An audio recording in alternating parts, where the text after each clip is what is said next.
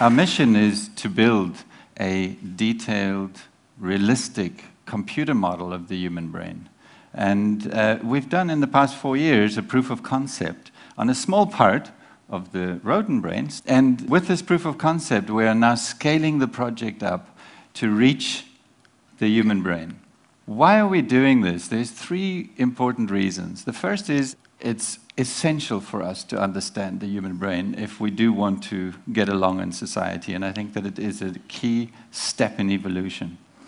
The second reason is we cannot keep doing animal experimentation forever. And we have to embody all our data and all our knowledge into a working model. It's like a Noah's Ark, it's like an archive. And the third reason is that there are 2 billion people on the planet that are affected by mental disorder. And the drugs that are used today are largely empirical. And I think that we can come up with very concrete solutions how to treat disorders. Now, even at this stage, we can use the brain model to explore some fundamental questions about how the brain works. And here at TED, for the first time, I'd like to share with you how we're addressing one theory. There are many theories. One theory, how the brain works. So this theory is that the brain builds a version of the universe and projects this version of the universe like a bubble all around us.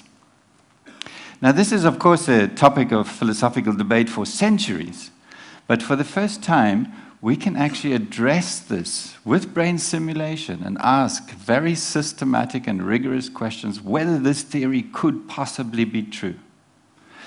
The reason why the moon is huge on the horizon is simply because our perceptual bubble does not stretch out 380,000 kilometers.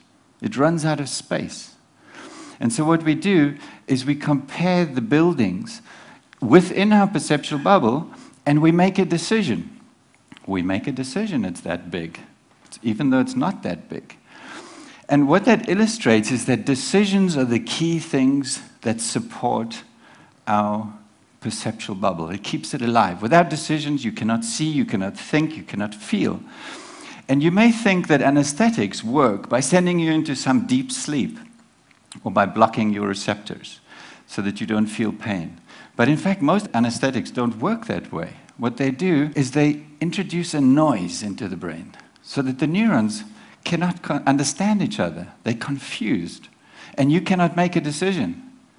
So while you're trying to make up your mind what the doctor, the surgeon is doing while he's hacking away at your body, he's long gone. He's at home having tea. So when you walk up to a door and you open it, what you compulsively have to do to perceive is to make decisions. Thousands of decisions about the size of the room, the walls, the height, the objects in this room. 99% of what you see is not what comes in through the eyes. It is what you infer about that room. So I can say with some certainty, I think, therefore I am. But I cannot say, you think, therefore you are. Because you are within my perceptual bubble. Now, we can speculate and philosophize this, but we don't actually have to for the next 100 years. We can ask a very concrete question. Can the brain build such a perception? Is it capable of doing it? Does it have the substance to do it? And that's what I'm going to describe to you today. So, it took the universe 11 billion years to build a brain. It had to improve it a little bit. It had to add to the frontal part so that you would have instincts because they had to cope on land. But the real big step was the neocortex. It's a new brain. You needed it. The mammals needed it because they had to cope with parenthood, social interactions, complex cognitive functions. So you can think of the neocortex actually as the ultimate solution today of the universe as we know it. It's the pinnacle, it's the final product that the universe has produced. It was so successful in evolution that from mouse to man it expanded about 1,000-fold in terms of the numbers of neurons to produce this almost frightening organ structure. And it has not stopped its evolutionary path. In fact, the human neocortex and the human brain is evolving at an enormous speed. If you zoom in onto the surface of the neocortex, you discover that it's made up of little modules, G5 processors like in a computer, but there's about 1 million of them. They were so successful in evolution that what we did was to duplicate them over and over and add more and more of them to the brain until we ran out of space in the skull and the brain started to fold in on itself. And that's why the neocortex is so highly convoluted. We were just packing in columns so that we'd have more neocortical columns to perform more complex functions. So you can think of the neocortex actually as a massive grand piano, million-key grand piano. Each of these neocortical columns would produce a note. You stimulate it, it produces a symphony. But it's not just a symphony of perception. It's a symphony of your universe, your reality. Now, of course, it takes years to learn how to master a grand piano with 1 million keys. That's why you have to send your kids to good schools and hopefully eventually to Oxford. But it's not only education, it's also genetics, and you may be born lucky, where you know how to master your neocortical column, and you can play a fantastic symphony.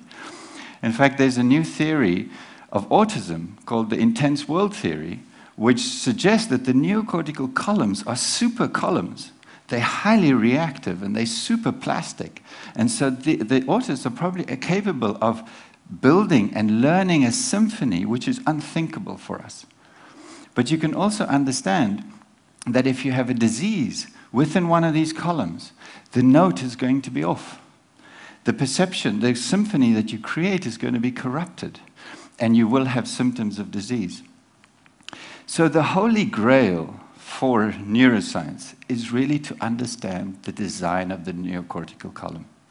And it's not just for neuroscience, it's perhaps to understand perception, to understand reality, and perhaps to even also understand physical reality. So what we did was, for the past 15 years, was to dissect out the neocortex systematically. It's a bit like going and cataloging a piece of the rainforest. How many trees does it have? What shapes are the trees? How many of each type of tree do you have? Where are they positioned? But it's a bit more than cataloging, because you actually have to describe and discover all the rules of communication, the rules of connectivity, because the neurons don't just like to connect with any neuron. They choose very carefully who they connect with. It's also more than cataloging, because you actually have to build three-dimensional digital models of them. And we did that for tens of thousands of neurons, built digital models of all the different types of neurons we came across. And once you have that, you can actually begin to build the neocortical column. And here we're calling them up. But as you do this, what you see is that the branches intersect actually in millions of locations. And at each of these intersections, they can form a synapse. And a synapse is a chemical location where they can communicate with each other. And these synapses together form the network, or the circuit of the brain. Now, the circuit you could also think of as the fabric of the brain. And when you think of the fabric of the brain, the structure, how is it built? What's the pattern of the carpet? You realize that this poses a fundamental challenge to any theory of the brain, and especially to a theory that says that there's some reality that emerges out of this carpet, out of this particular carpet with a particular pattern. The reason is because the most important design secret of the brain is diversity. Every neuron is different. It's the same in the forest. Every pine tree is different. You may have many different types of trees, but every pine tree is different. And in the brain, it's the same. So there's no neuron in my brain that's the same as another, and there's no neuron in my brain that's the same as in yours. And your neurons are not going to be oriented and positioned in exactly the same way, and you may have more or less neurons. So it's very unlikely that you got the same fabric, the same circuitry. So how could we possibly create a reality that we can even understand each other? Well, we don't have to speculate. We can look at all 10 million synapses now. We can look at the fabric. And we can change neurons. We can use different neurons with different variations. We can position them in different places, orient them in different places. We can use less or more of them. And when we do that, what we discovered is that the circuitry does change, but the pattern of how the circuitry is designed does not. So the fabric of the brain, even though your brain may be smaller, bigger, it may have different types of neurons, different morphologies of neurons, we actually do share the same fabric. And we think this is species-specific, which means that that could explain why we can't communicate across species. So let's switch it on. But to do it, what you have to do is you have to make this come alive. We make it come alive with equations, a lot of mathematics.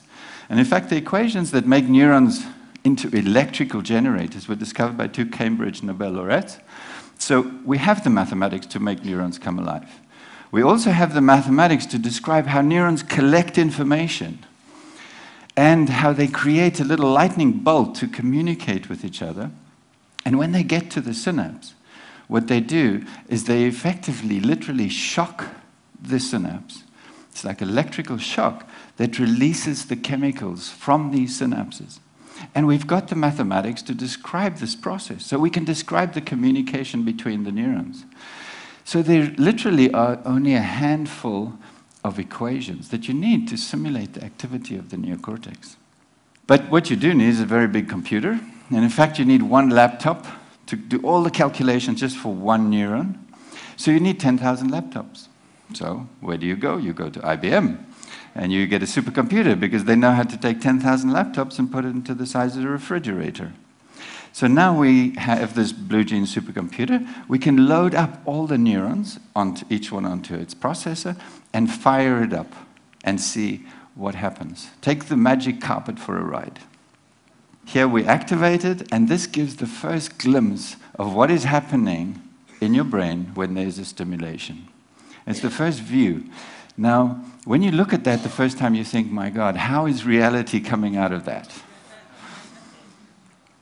But in fact, you can start, even though we haven't trained this neocortical column to create a specific reality, but we can ask, where is the rose? We can ask, where is it inside? If we stimulate it with a picture, where is it inside the neocortex? Ultimately, it's got to be there if we stimulated it with it.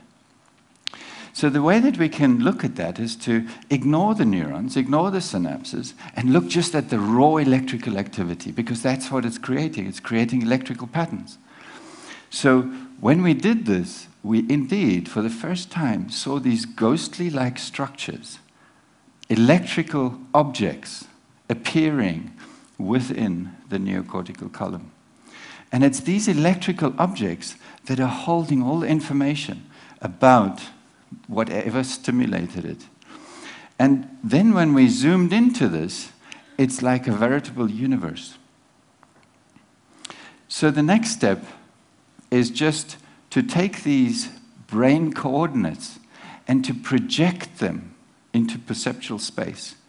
And if you do that, you would be able to step inside the reality that is created by this machine, by this piece of the brain. So, in summary, I think that the universe may have, it's possible, has evolved the brain to see itself, which may be a first step in becoming aware of itself. There's a lot more to do to test these theories and to test any other theories.